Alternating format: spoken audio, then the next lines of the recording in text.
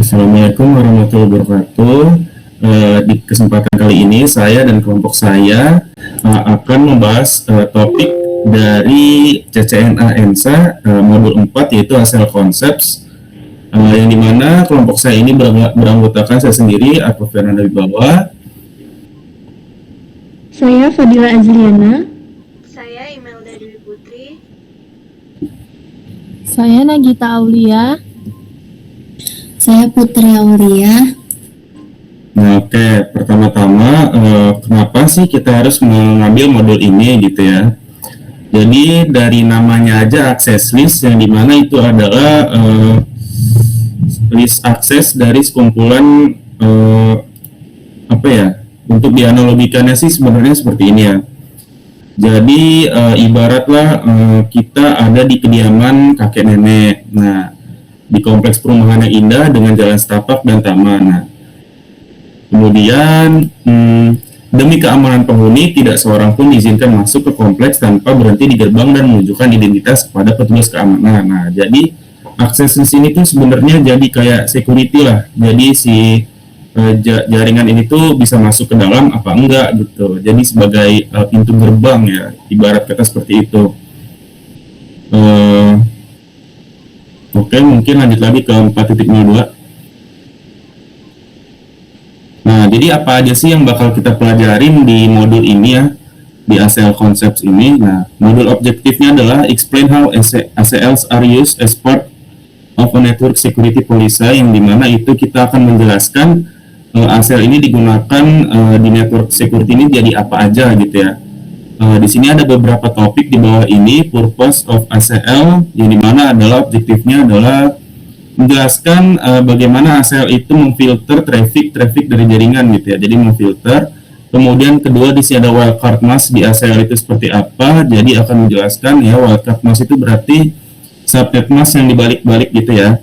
Kemudian di sini ada guideline for ACL creation, yang dimana menjelaskan gimana cara kita membuat ACL di CLI command line. Kemudian keempat adalah tipe-tipe dari IP versi 4 ACL. Jadi di sini kita akan meng-compare standar dan extended IP 4 ACL. Jadi ada dua nanti ya, ada dua tipe. Yang satu extended, yang satu lagi standar, seperti itu. Mungkin bisa dilanjutkan dengan rekan saya untuk berikutnya.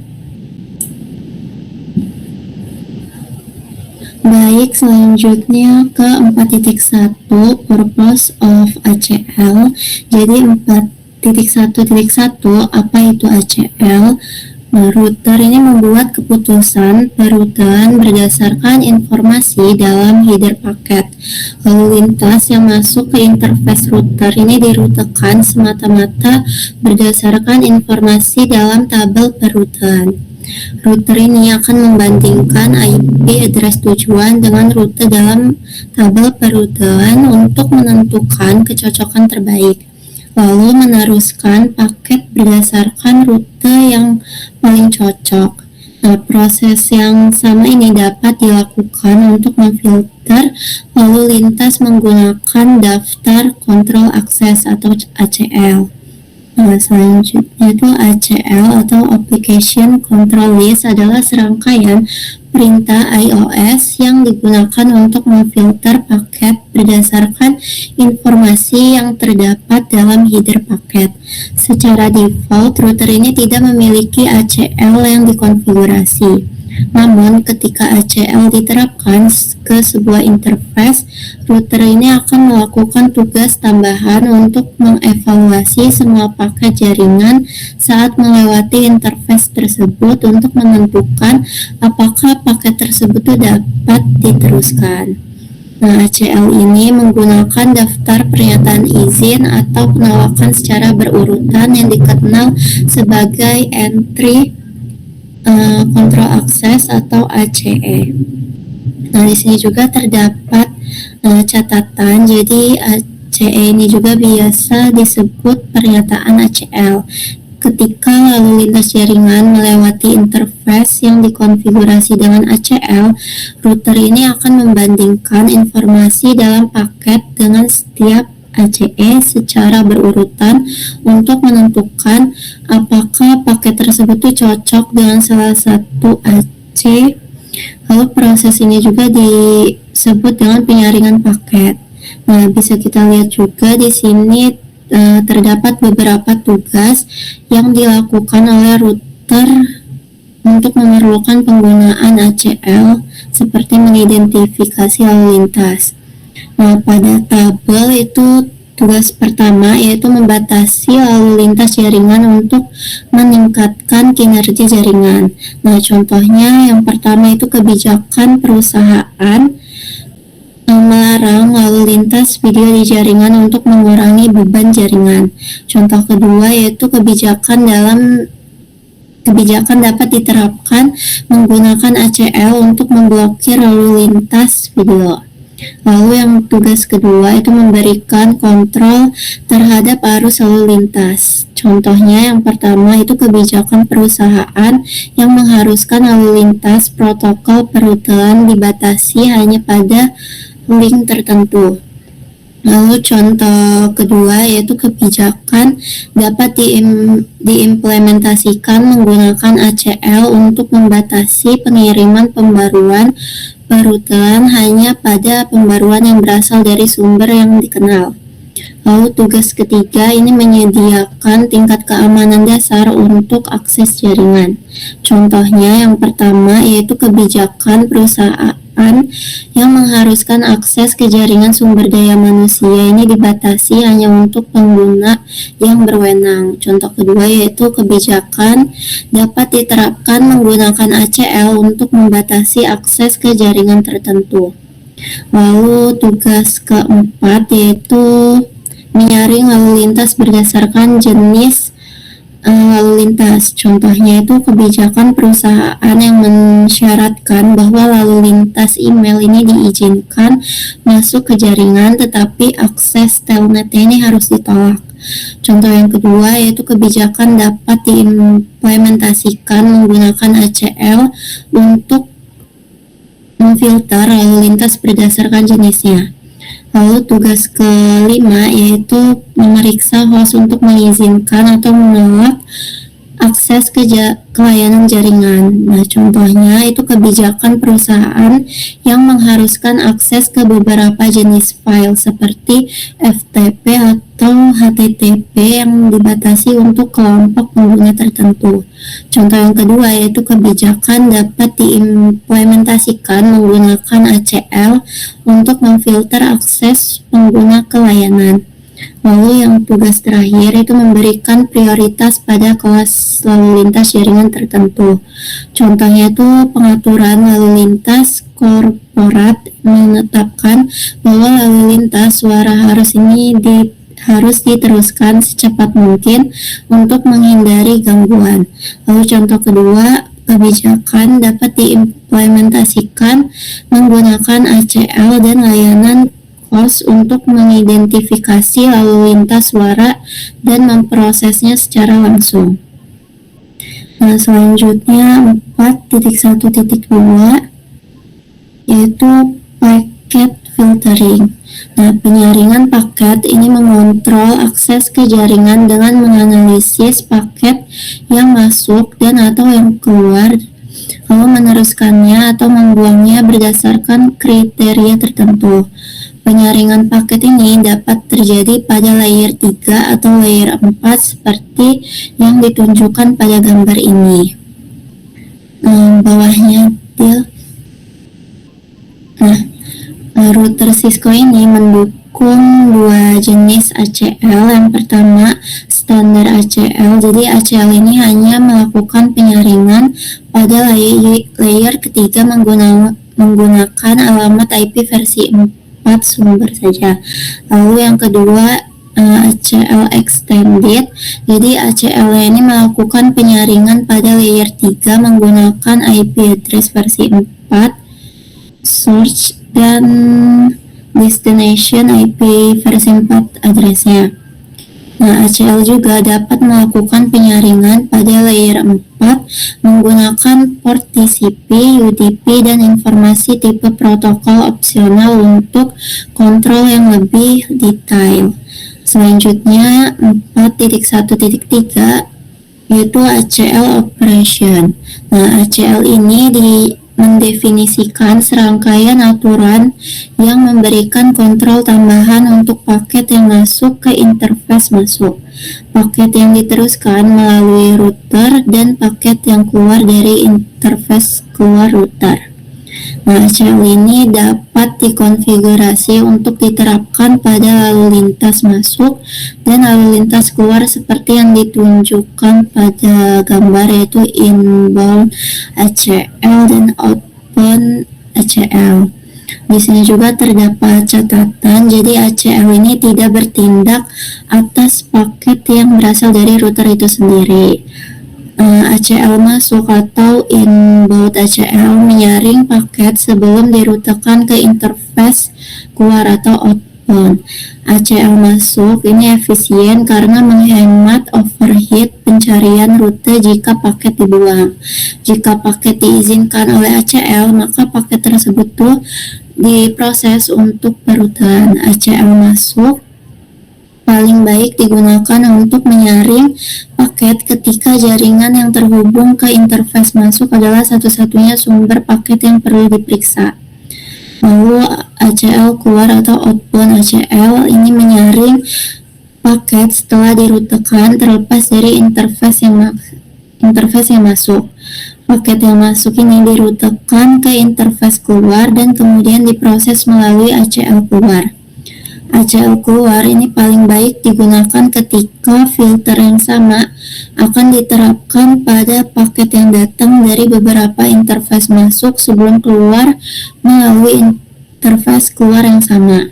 Jadi ketika ACL-nya ini diterapkan ke sebuah interface, yaitu akan mengikuti prosedur operasi tertentu. Misalnya, berikut adalah langkah-langkah operasional yang digunakan ketika lalu lintas ini telah memasuki interface router dengan ACL IP versi 4 standar yang telah dikonfigurasi. Yang pertama, itu router mengekstrak IP versi 4 source dari header paket. Yang kedua, yaitu router ini memulai dari bagian atas ACL dan membandingkan IP versi 4 source-nya dengan setiap ACE secara berurutan. Yang ketiga, ketika terjadi kecocokan, router ini akan menjalankan instruksi tersebut, baik mengizinkan atau menolak paket dan ACE yang tersisa dalam ACL.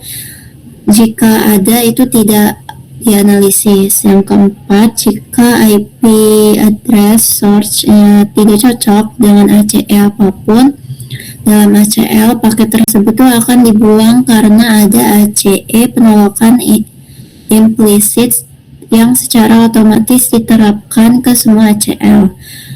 Pernyataan ACE terakhir dari ACL ini selalu berupa penolakan implisit yang memblokir semua lalu lintas. Secara default, pernyataan ini secara otomatis tersirat di akhir ACL meskipun disembunyikan dan tidak ditampilkan dalam konfigurasi. Lalu selanjutnya ke 4.1.4 paket tracer ACL demonstration.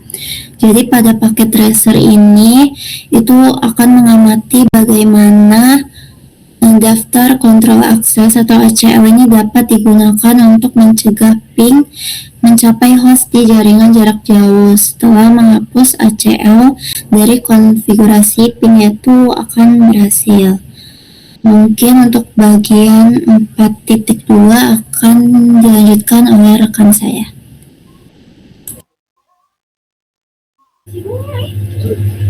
Baik, di sini saya akan melanjutkan penjelasan dari teman saya yang sebelumnya. Jadi di sini saya akan menjelaskan 4.2.1 yaitu gambaran umum wildcard mask. Nah, pada topik sebelumnya kita telah mempelajari tentang tujuan ACL. Topik ini menjelaskan bagaimana ACL menggunakan wildcard mask. Sebuah IP versus 4 ACE menggunakan wildcard mask 32 bit untuk menentukan bit mana dari alamat yang akan diperiksa untuk mencari kecocokan. Wildcard mask juga digunakan untuk protokol routing open shortest path first atau OSPF. Max Wildcard juga mirip dengan Max Subnet karena sama-sama menggunakan proses AND untuk mengidentifikasi bit mana dalam alamat IP versus 4 yang cocok. Namun, keduanya berbeda dalam cara mencocokkan biner 1 dan 0. Tidak seperti Max Subnet di mana biner 1 sama dengan kecocokan dan biner 0 tidak cocok. Pada Max Wildcard, kebalikannya yang berlaku. Max Wildcard menggunakan aturan berikut untuk mencocokkan angka biner 1 dan 0. Jadi bit 0 sebagai Max Wildcard-nya ini mencocokkan nilai bit yang sesuai pada alamat. Kemudian bit Max Wildcard 1 di sini akan mengabaikan nilai bit yang sesuai pada alamat. Jadi di sini terdapat tabel yang mencantumkan beberapa contoh wildcard max dan apa yang akan diidentifikasi oleh masing-masing wildcard. Nah, di sini kita bisa lihat ada wildcard max-nya ada 0.0.0.0 dengan oktet terakhir dalam binernya itu 0000000. Nah, ini cocok untuk semua oktet. Juga di sini ada wildcard max 0.0.0.63 dengan oktet terakhir dalam binernya yaitu 001111111. Di sini dia cocok untuk 3 oktav pertama. Di sini juga dia cocok untuk bagian paling kiri dari oktav terakhir dan juga di sini akan mengabaikan bit 6 bit terakhir. Nah, di sini ada 000.0.15 dengan oktet terakhir dalam binernya 00001111. Di sini cocok untuk 3 oktav pertama. Cocok akhir dan juga di sini akan mengabaikan 4 bit terakhir dari oktet terakhir ini. Kemudian di sini ada 0.0.0.252 dengan oktet terakhir dalam binernya 11111100. Di sini mencocokkan 3 oktav pertama. Di sini juga mengabaikan 6 bagian paling kiri dari oktet terakhir. Kemudian di sini cocok dalam bagian terakhir. Terus kemudian di sini ada 0.0.0.255 dengan oktet terakhir dalam binernya 11111111. Ini cocok untuk 3 oktav pertamanya. Kemudian di sini akan mengabaikan oktet terakhir. Lanjut ke 4.2.2. Di sini ada jenis wildcard max. Menggunakan wildcard max membutuhkan latihan. Jadi di sini ada beberapa contoh untuk mempelajari cara menggunakan wildcard max untuk memfilter lalu lintas untuk satu host, satu subnet, dan rentang alamat IP versus 4. Di sini yang pertama ada wildcard untuk mencocokkan host.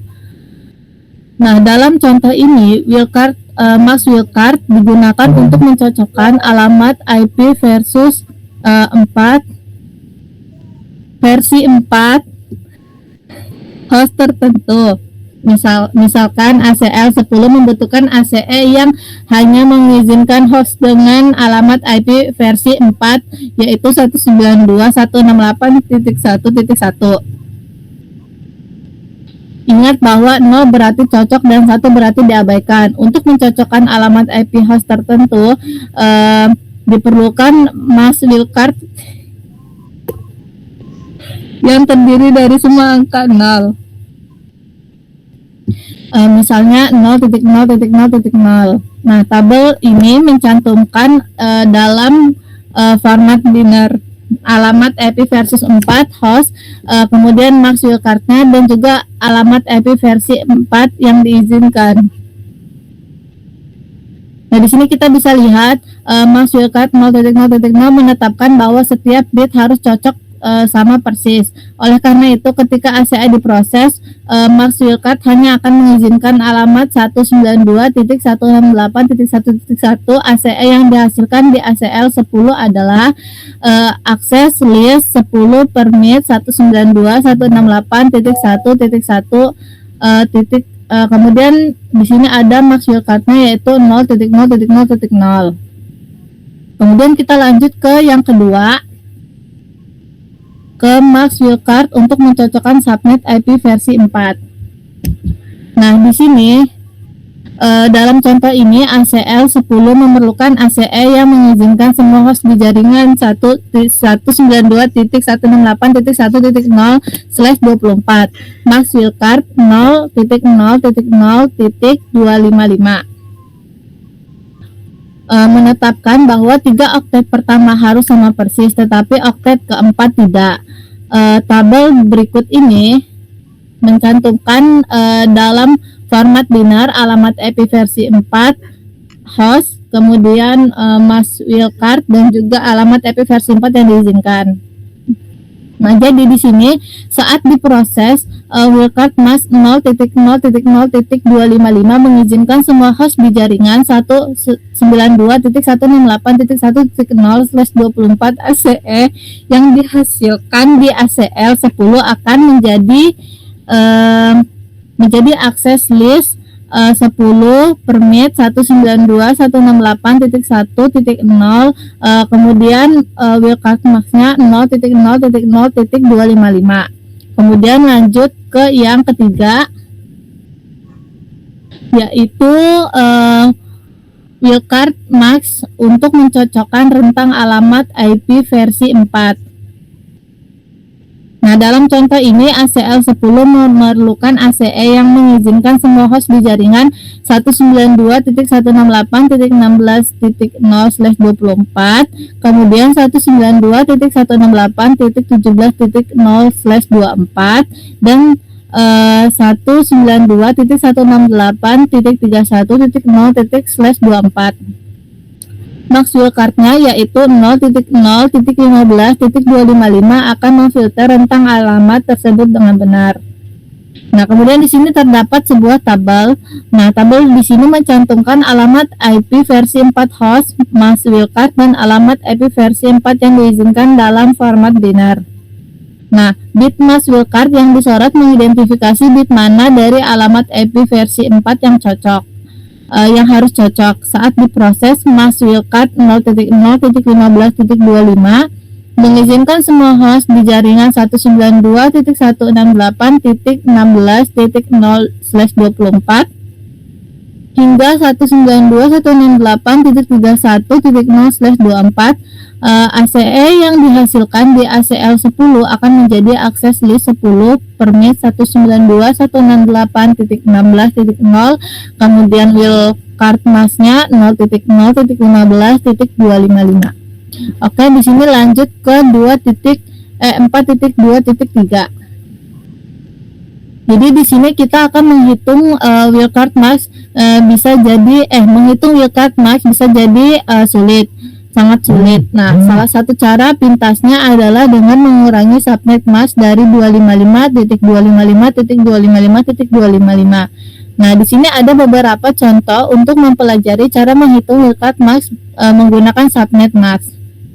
Di sini pada contoh yang pertama, nah misalkan kita menginginkan ACE di ACL 10 untuk mengizinkan akses ke semua pengguna di jaringan 192.168.3.0/24 untuk menghitung wildcard mask. Di sini akan dikurangi subnet mask-nya, misalnya 255.255.255.0 dari 255.255.255.255 seperti yang ditunjukkan pada tabel di bawah ini. Nah, solusi tersebut menghasilkan wildcard mask 0.0.0.255.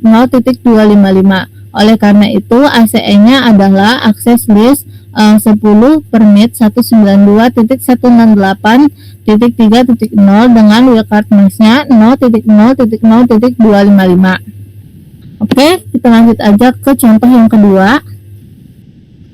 Nah, dalam contoh ini, anggaplah kita menginginkan ACE di ACL 10 untuk mengizinkan akses jaringan bagi 14 pengguna di subnet 192.168.332/28.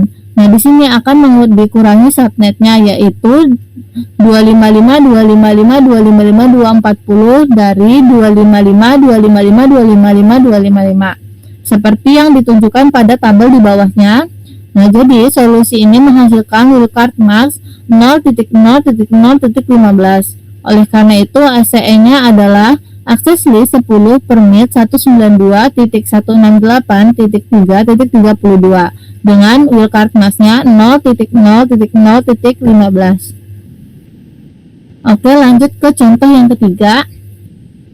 Nah, dalam contoh ini anggaplah kita memerlukan ACE di ACL 10 hanya mengizinkan jaringan 192.168.10.0 dan 192.168.11.0. Kedua jaringan ini dapat diringkas sebagai 192.168.10.0/23 yang merupakan subnet mask 225.255.254.0. Sekali lagi, kita akan mengurangi subnet mask 255.255.254.0 dari 255.255.255.255 seperti yang ditunjukkan pada tabel di bawah ini. Nah, solusi ini menghasilkan wildcard mask 0.0.1.255. Nah, oleh karena itu ACE-nya adalah akses list 10 permit 192.168.10.0, kemudian wildcard mask-nya 0.0.1.255. Oke, lanjut ke contoh yang keempat. Nah, kita bisa perhatikan contoh di mana kita memerlukan nomor ACL 10 untuk mencocokkan jaringan dalam rentang antara 192.168.16.0/24 hingga 192.168.31.0/24. Rentang jaringan ini dapat diringkas sebagai 192.168.16.0/20 yang merupakan subnet mask 255.255.240.0. Oleh karena itu, kita akan mengurangi subnet mask yaitu 255.255.240.0 dari 255.255.255.255 seperti yang ditunjukkan pada tabel di bawah ini. Nah, solusi ini menghasilkan wildcard mask 0.0.15.255. Oleh karena itu, ACE-nya adalah akses list 10 permit 192.168.16.0, kemudian wildcard masknya 0.0.15.255. Oke, kita lanjut ke 4.2.4. Di sini ada kata kunci wildcard mask. Bekerja dengan representasi desimal dari bit mask wildcard biner bisa jadi sangat membosankan. Nah, jadi untuk menyederhanakan tugas ini, Cisco iOS menyediakan dua kata kunci untuk mengidentifikasi penggunaan masking wildcard yang paling umum. Nah, kata kuncinya mengurangi jumlah penekanan tombol ACL dan mempermudah pembacaan ACE. Kedua kata kuncinya yaitu yang pertama ada host. Nah, kata kunci ini menggantikan mask 0.0.0.0. Mask ini menyatakan bahwa semua bit alamat IP versi 4 harus cocok untuk memfilter hanya satu alamat host. Yang kedua ada ANI. Kemudian di sini kata kunci ini menggantikan mask 255.255.255.255. Mask ini menyatakan untuk mengabaikan seluruh alamat IP versi 4 untuk menerima alamat apapun. Nah, sebagai contoh pada output perintah terdapat dua ACL yang dikonfigurasi.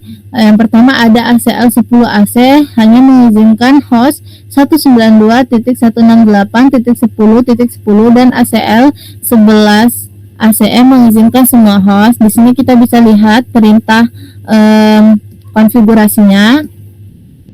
Nah, kemudian alternatifnya yaitu kata kunci host dan ANI dapat digunakan untuk mengganti output yang disorot. Nah, di sini terdapat perintah untuk melakukan tugas yang sama seperti perintah-perintah berikutnya. Nah, mungkin cukup sekian penjelasan dari saya. Penjelasan berikutnya akan dijelaskan oleh teman saya.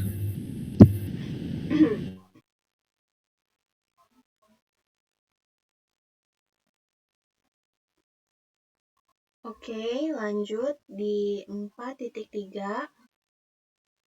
4.3 itu tentang pedoman pembuatan ACL. Jadi kita langsung aja masuk ke 4.3.1 yaitu limited number of ACLs per interface. Nah, di sini pada topik sebelumnya Anda telah mempelajari tentang bagaimana wildcard marks digunakan dalam ACL. Topik ini akan berfokus pada pedoman pembuatan ACL. Terdapat batasan jumlah ACL yang dapat diterapkan pada interface router. Misalnya interface router dual stack yaitu IP versi 4 dan IP versi 6 dapat memiliki hingga 4 ACL yang diterapkan seperti yang ditunjukkan pada gambar secara spesifik. Sebuah interface router dapat memiliki one outbound IP versi 4 ACL, one inbound IP versi 4 ACL, one inbound IP versi 6 ACL, dan one outbound IP versi 6 ACL. Dapat kita lihat pada gambar di bawah. Nah, di sini misalkan R1 memiliki dua interface atau dual stack yang memerlukan ACL IP versi 4 dan IP versi 6 yang inbound dan outbound yang diterapkan seperti yang ditunjukkan pada gambar. R1 dapat memiliki hingga 8 ACL yang dikonfigurasi dan diterapkan pada interface. Setiap interface akan memiliki 4 ACL atau 2 ACL untuk IP versi 4 dan 2 ACL untuk IP versi 6. Untuk setiap protokol, 1 ACL untuk lalu lintas masuk dan 1 untuk lalu lintas outbound. Nah, catatan ACL tidak harus dikonfigurasi di kedua arah. Jumlah ACL dan arah penerapannya pada interface akan bergantung pada kebijakan keamanan yang ada di organisasi. Selanjutnya masuk ke 4.3.2. Nah, di sini ada ACL best practice. Jadi di sini pengguna ACL membutuhkan perhatian terhadap detail dan kehati-hatian yang tinggi. Kesalahan yang dapat berakibat fatal dalam hal waktu bisa berhenti. Upaya pemecahan masalah dan layanan jaringan yang buruk. Perencanaan dasar diperlukan sebelum mengkonfigurasi ACL. Tabel ini menyajikan pedoman yang menjadi dasar daftar praktek terbaik ACL. Yang pertama ada guideline dan benefit. Jadi di sini yang pertama kita buat ACL berdasarkan kebijakan keamanan organisasi. Nah, di sini ada keuntungannya yaitu hal ini akan memastikan Anda menerapkan pedoman keamanan organisasi. Lalu tuliskan apa yang Anda inginkan agar ACL lakukan. Nah, benefitnya ini akan membantu Anda menghindari kemungkinan timbulnya masalah akses secara tidak sengaja. Lalu gunakan editor teks untuk mengedit dan menyimpan semua ACL Anda. Benefitnya ini akan membantu Anda membuat pustaka ACL yang dapat digunakan kembali. Lalu, guideline-nya dokumentasikan ACL menggunakan perintah remark. Nah, benefitnya ini akan membantu Anda dan orang lain memahami tujuan dari ACA. Lalu guideline-nya uji ACL pada jaringan pengembangan sebelum menerapkannya pada jaringan produksi. Benefitnya ini akan membantu Anda menghindari kesalahan yang mahal. Oke, mungkin selanjutnya akan dijelaskan oleh teman saya.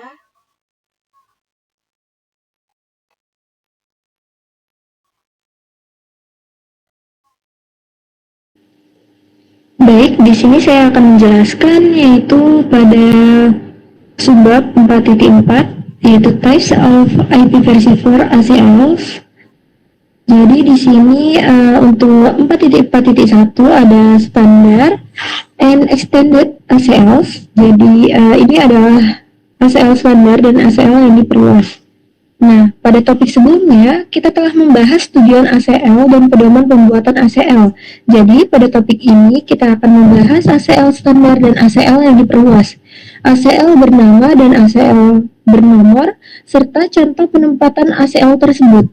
Di sini ada dua jenis ACL IP versi 4, yaitu ada ACL standar. ACL standar ini mengizinkan atau menolak paket hanya berdasarkan alamat IP versi 4 sumbernya. Sedangkan yang kedua ada ACL yang diperluas, yaitu ACL ini mengizinkan atau menolak paket berdasarkan alamat IP versi 4 sumber dan alamat IP versi 4 tujuan, jenis protokol, port TCP atau UDP sumber dan tujuan, serta banyak lagi. Nah, di sini ada contoh dari perintah untuk ALC command, yaitu menggunakan access list 10 permit 192.168.10.10.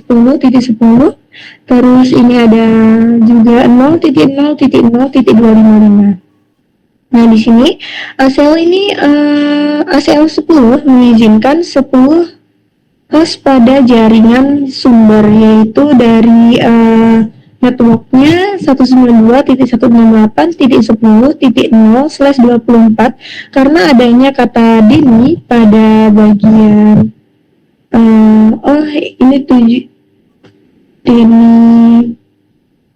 Deni ini untuk pada bagian perintah yang bagian bawah di bagian akhir, jadi semua lalu lintas kecuali lalu lintas yang berasal dari jaringan 192.168.10.0/24 itu diblokir oleh ACL ini.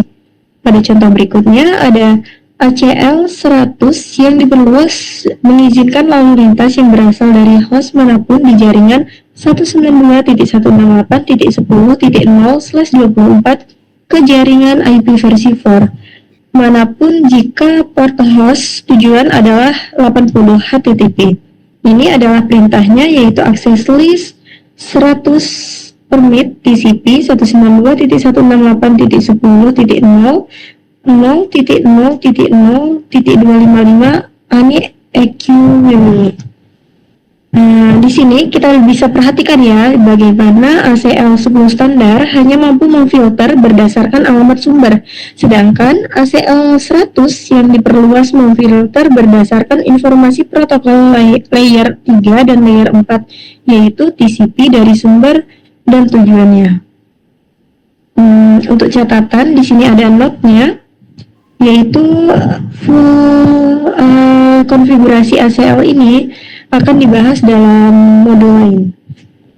Selanjutnya untuk 4.4.2 yaitu numbered and named ACLs, yaitu ACL yang dinomori dan dinamai.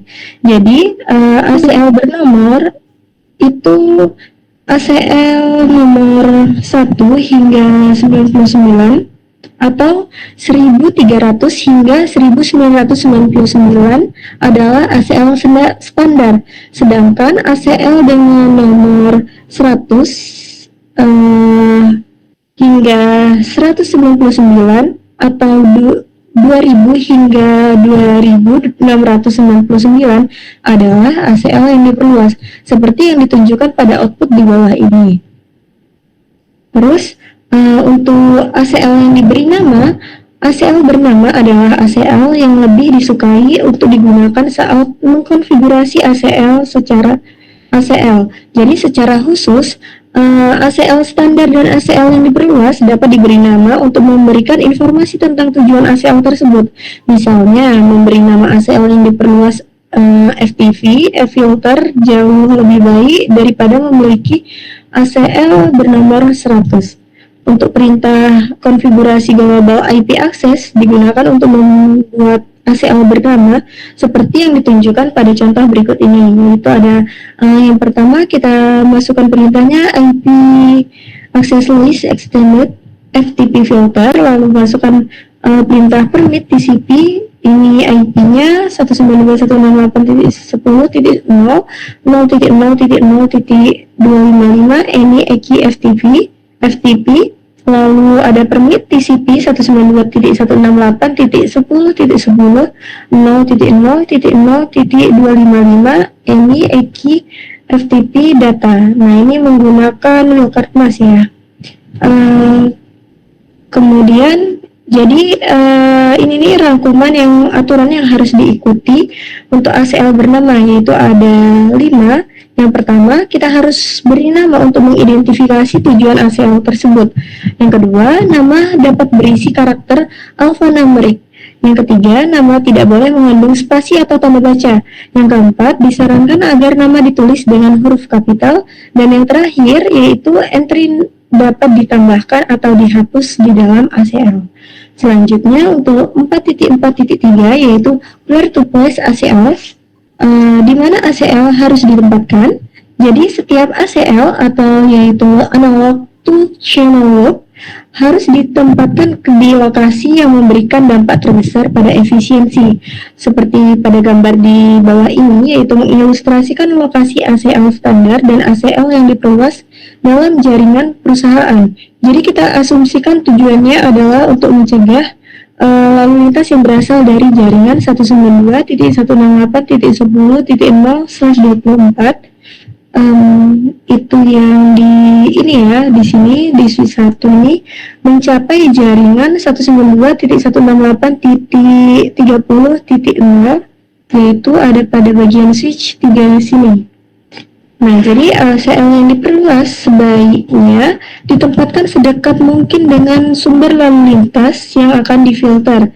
Jadi dengan cara ini, lalu lintas yang tidak diinginkan akan ditolak di dekat jaringan sumber tanpa melewati infrastruktur jaringan. ACL standar sebaiknya ditempatkan sedekat mungkin dengan tujuan. Jika ACL standar ditempatkan di sumber lalu lintas, diizinkan atau ditolak akan terjadi berdasarkan alamat sumber yang diberikan, terlepas dari kemana lalu lintas tersebut ditujukan. Lalu penempatan ACL, karena itu jenis ACL yang digunakan juga dapat bergantung pada berbagai faktor seperti yang tercantum pada tabel di bawah ini, yaitu di sini ada faktor-faktor yang mempengaruhi penempatan ACL, dan ini adalah penjelasannya. Untuk yang pertama yaitu tingkat kendali organisasi, yaitu penempatan ACL dapat bergantung pada apakah organisasi tersebut memiliki kendali atas jaringan sumber dan jaringan tujuan atau tidak. Lalu yang kedua yaitu ada bandwidth jaringan yang terlibat. Ada baiknya untuk menyaring lalu lintas yang tidak diinginkan di sumbernya untuk mencegah transmisi lalu lintas yang menghabiskan bandwidth. Lalu yang ketiga yaitu kemudahan konfigurasi. Yang pertama ini mungkin lebih mudah menerapkan ACL di tujuan, tetapi lalu lintas akan menggunakan bandwidth secara tidak perlu. Lalu yang kedua, ACL yang diperluas dapat digunakan pada setiap router tempat lalu lintas berasal.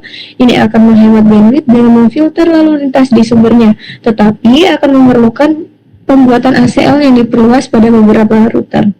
Lalu di sini kita masuk ke topik yaitu 4.4.4 standar ACL placement example. Contoh penempatan ACL standar. Jadi sesuai dengan pedoman penempatan ACL standar harus ditempatkan sedekat mungkin dengan tujuan. Pada gambar ini, administrator ingin mencegah lalu lintas yang berasal dari jaringan agar tidak dari jaringan 192.168.10.0/24 agar tidak mencapai jaringan 192.168.30.0/24. Untuk mengikuti pedoman penempatan ACL, administrator akan menempatkan ACL standar pada router R3. Ada dua interface yang memungkinkan pada router 3 untuk menerapkan ACL standar, yaitu yang pertama di sini ada antarmuka interface router 3 pada serial 0/1/1, yaitu ACL standar yang dapat diterapkan pada interface router 3 yaitu serial 0/1/1 untuk menolak lalu lintas di jaringan. Namun hal tersebut juga memfilter lalu lintas jaringan 10 ke jaringan 192.168.31.0/24.